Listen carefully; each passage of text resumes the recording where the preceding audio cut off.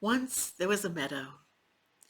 Now this was long ago and far away, although just exactly how long ago and how far away I can't tell.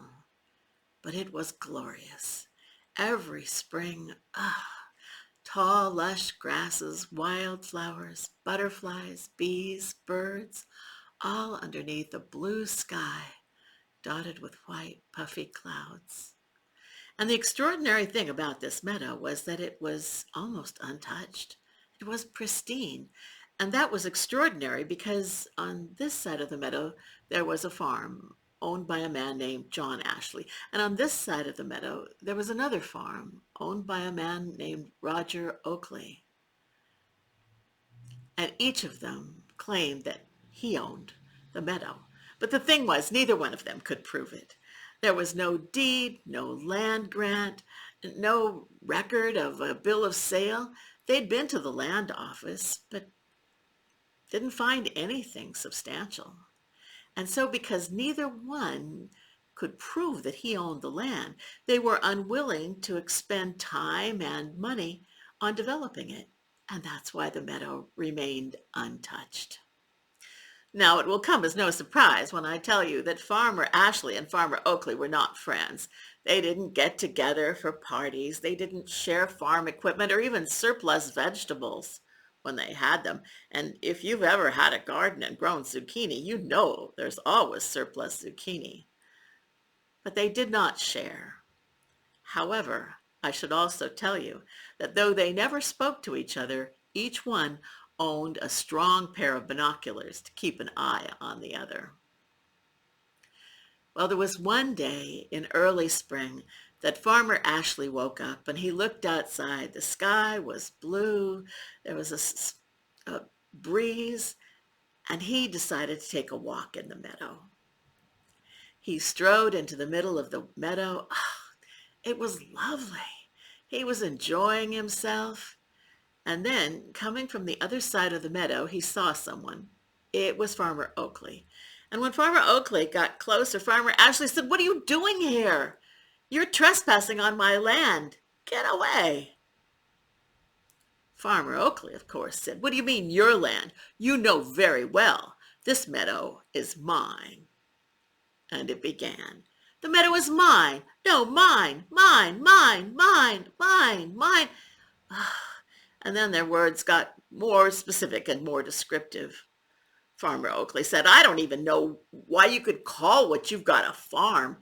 It's just a place to crash for vagrants and ne'er-do-wells and hobos sitting around a campfire, singing songs, eating mushrooms and smoking.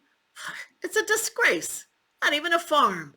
To which Farmer Ashley replied, "And you call what you've got a farm? You're in the pocket of agribusiness, pesticides, fertilizers, toxic chemicals. You're not a farmer. You're a killer. That's what you are." I don't know who struck the first blow, but it won't surprise you to know that they came to blows. And they were about the same height and about the same strength, so neither had an obvious advantage. But finally, they came to a stalemate. The two were standing toe to toe, nose to nose, glaring into each other's eyes, and each with his hands around the other's throat. And there they stood.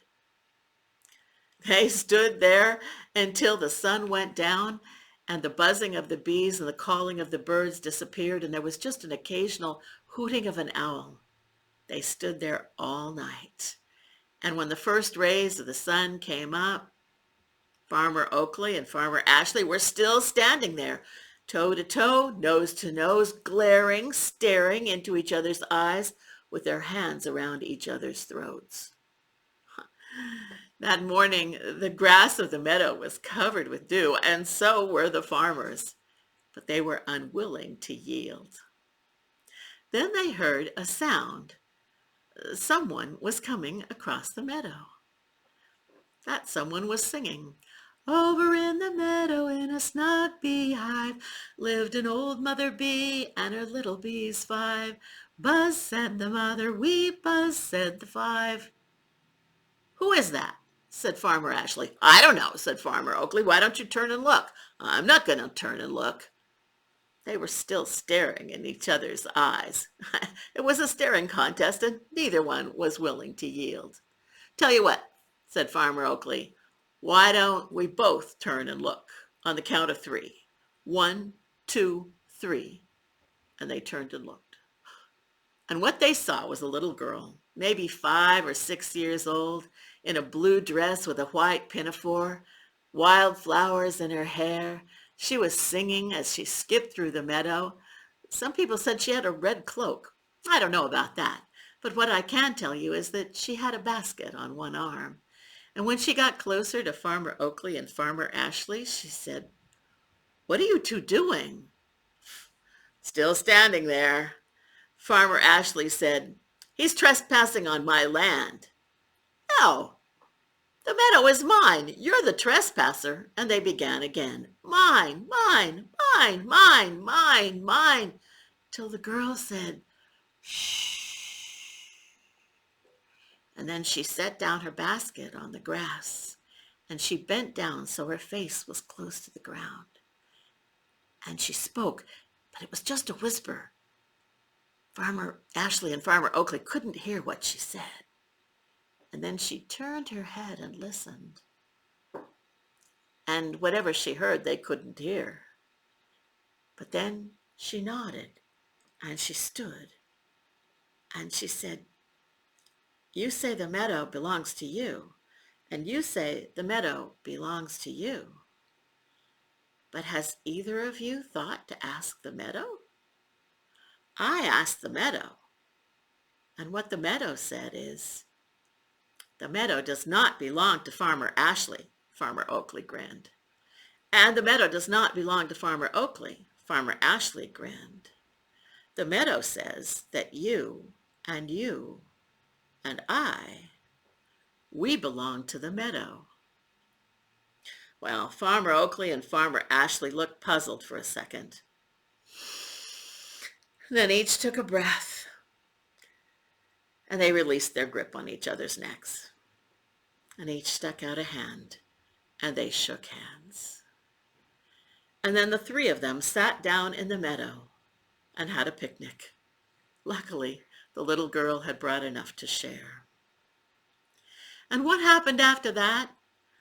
Well, I can't tell you exactly. Did Farmer Ashley and Farmer Oakley become friends?